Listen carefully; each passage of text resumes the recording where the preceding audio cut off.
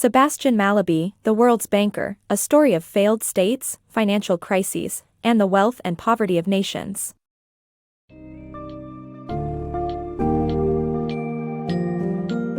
Immerse yourself in the intricate world of developmental economics and lending by exploring the summary of Sebastian Mallaby's eye-opening book, The World's Banker, A Story of Failed States, Financial Crises, and the Wealth and Poverty of Nations.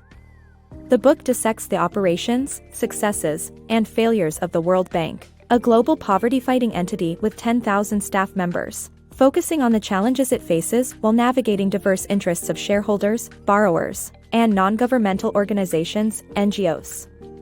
Delve into real-life case studies, such as China's Qinghai project, and analyze the intricacies that surround poverty alleviation efforts in an ever-complex world.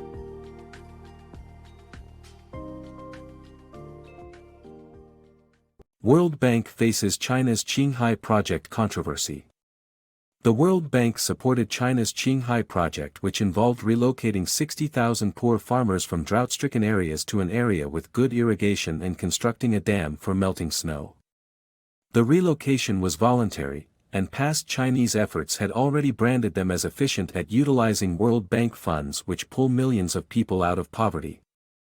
However, Tibet opposed the project, stating that the relocation would affect the demographics of Qinghai, which had Tibetan culture.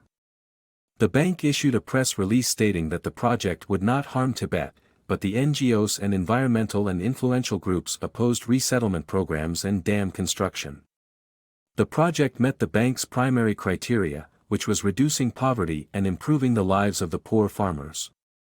Still, China withdrew its request for bank funds and relocated the farmers using their money, thus bypassing the bank's environmental standards and requirements, leading to a no-win situation for the NGOs, the environmentalists, and the bank alike. The World Bank's mission to fight poverty.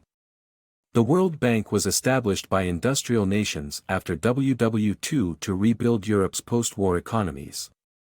However, once this mission was accomplished, the bank's focus shifted to improving the living conditions of people in developing nations. Its main goal now is to alleviate poverty, which afflicts billions of people worldwide and remains one of the most critical global issues. The World Bank has lent tens of billions of dollars every year to poor nations to fund various projects such as irrigation and AIDS prevention. Although the organization has 10,000 staff members worldwide, it faces constant criticism from NGOs that challenge its standards of acceptable lending activity. Despite the negative press, the World Bank continues to work tirelessly to help underprivileged communities. Rich countries like the US, Japan, and European nations are the bank's main stakeholders, whereas poor nations are its borrowers. The World Bank remains a crucial institution in the fight against poverty, and the focus remains on continually improving the standard of living of vulnerable communities around the world. Wolfensohn's revolution at the World Bank. In 1995, Bill Clinton appointed James Wolfensohn as the World Bank president, causing a clash between his energetic, take-no-prisoners approach and the stately, entrenched staff. Wolfensohn's radical departure from previous lending tactics focused on the social and structural causes of poverty and helped impoverished nations take control of their own development programs. His management reforms transformed bureaucrats into adventurers and introduced sound business principles at the World Bank. His advocacy for debt relief for poor nations, strong anti-corruption stance, and philosophy of taking a comprehensive approach to development were critical in prioritizing anti-poverty and development projects. Simplifying World Bank's lending approach. The World Bank should prioritize borrower interests over shareholder and NGO concerns, simplify its lending rules, and adopt a more humble approach. Shareholders and NGOs should cut the bank some slack, and the bank should be more selective in the countries it helps.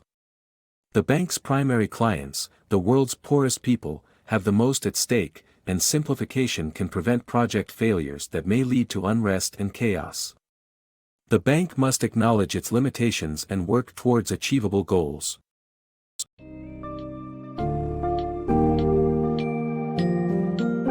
Having traversed the complicated journey of the World Bank through the summary of Sebastian Mallaby's well-received book, It becomes evident that conflicting interests of shareholders, borrowers, and NGOs create substantial challenges in the institution's quest for alleviating poverty. Despite its genuine intentions to uplift the underprivileged, the World Bank often encounters unforeseen hostility, resulting in lost projects and failed outcomes.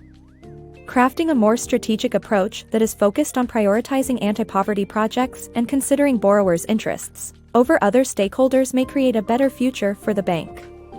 Acknowledging the limits of the World Bank by all parties will ultimately contribute to a more efficient approach for fighting poverty in the modern world.